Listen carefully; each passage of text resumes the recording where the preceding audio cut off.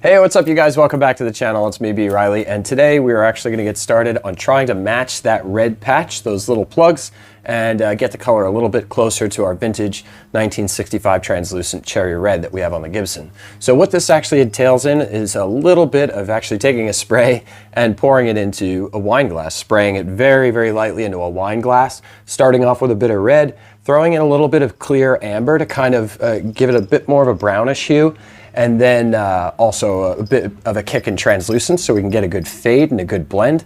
And then on top of all of that, we're going to put a drop or two of black in there to try to just knock it down into more of a burgundy and a little bit less of a cherry red. All right, let's get to it. Okay, so basically what we're doing here is just doing a quick last pass. I've already laid up the basic red in there, but it's unmixed and it doesn't match very well. So this is us working on that.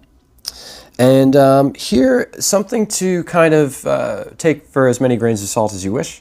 I'm just brushing over the seam where I've already prepped it a bit with a Scotch-Brite pad. In case it goes over, it gives me a little bit more liberty to work there.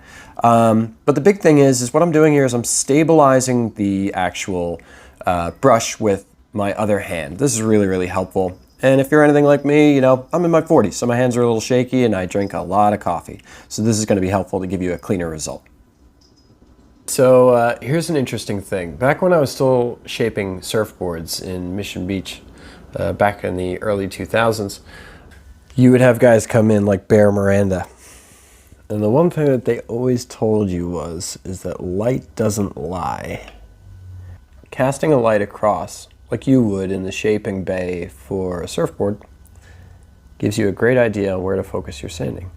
Now I've got a valley right there on that right side fill. This one, funny enough, the solvents didn't kick off well on this side. And then down here, it actually looks pretty good. There's a little soft bubble there, but I think I can work that out. This is pretty tricky. On this, where you have a peak in the center that is just running right up the spine, to get it started, what you probably want to do for something that looks like this, where you've got a little peak here, is just focus your sanding dead center. You know, be deliberate. Don't just even orbital by hand. You know, don't do circular overlapping motions. There's no reason to sand this any more than it's already been sanded. And this, you know, we have a finite amount to work with here to get the coloring in the ballpark to at least where it looks interesting instead of bad.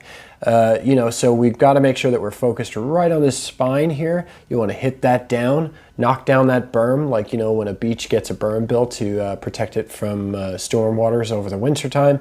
At the end of the winter, they knock the berm down. So you want to knock that down and distribute that flat, and then go in and hit it in a circular overlapping motion with progressively higher grit up to about 1500 till you're comfortable. You know, and then stand back and take a look at it in a while. You know, you might want to take it further right then and there. You might want to wait until the rest of the project is really coming down the home stretch.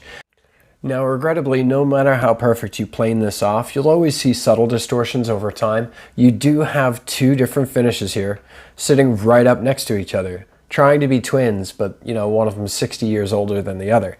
So one thing we can't avoid, no matter how perfect we plane it off and buff it and everything like that, is that we are going to start to see these compartmentalized cracks, where you see the old fill from the 70s, where you see the new fill, you know, from this week. You're going to have variations in texturing. So, you know, our objective is not to get an absolutely flawless glass, but to get it as close to glass as we can possibly get it while maintaining the color so that there is a subtle blend. Because what we're going to do is we're going to hit around these edges and soften them, you know, up a little bit and get it all clean. And then we are going to hit the top of this dome and knock it down until we get a color match and or just over dark.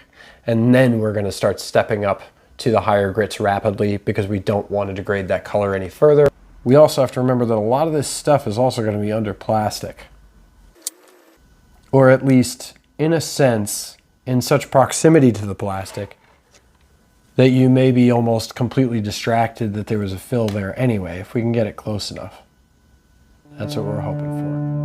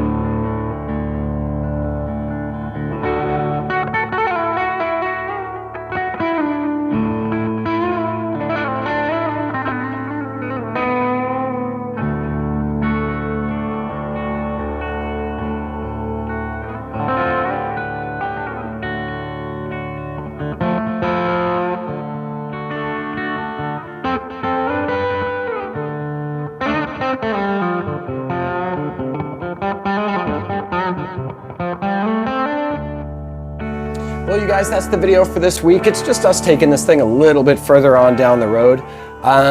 Is it perfect? No, it's not perfect. Did it come out pretty good? Yeah, it came out pretty good. Can I do a better job next time? Probably. But that's the thing. You know, it's always a learning process. We're always picking up new techniques that give us a cleaner product, a better result, a more tidy repair, more comprehensive, stronger, higher quality repair. So that's the thing. We're always picking up on those little bits. Now, as far as the match, I feel pretty good about it, but obviously we are going to start to have those ghost lines and those little checking perimeter cracks around the outside, but I'm okay with that too. I can handle that. The big thing on this is that we've put it in such a state where we're getting it to kind of all match conceptually. Because guitars are kind of funny in the sense that every time that we alter them and we modify them, we make them more unique. But there are times where modifications can kind of become a dominant force in a guitar and it becomes distracting. And it, sometimes kind of takes away from the purity of the design when the artist was just sitting down and just drawing what really spoke to them mentally and artistically in a striking and beneficial way. So it's nice every once in a while to be able to take all those different mods and kind of just pick a little bit more of a centralized view, because you got a lot of cooks in the kitchen. You got 15, 20 different people all changing different things on this thing over a period of 60 years. And they all have different visions on which way it can go. And after a while, guitars kind of get cluttered that way. There are switches everywhere, badges that you don't understand the meaning to anymore. So all we're trying to do is try to get it a little bit close to a centralized concept, with a direction, a personality, something like that. But at the same time, I don't want to trivialize the history of the guitar. I don't want to make it look like it's brand new. I want people to look at this thing and say to themselves, man, where has that been?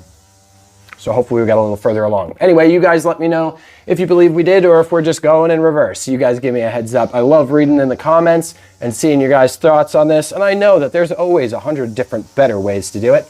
But this is just one way to try it. Anyway, I'll talk to you guys in the comments and have a beautiful weekend.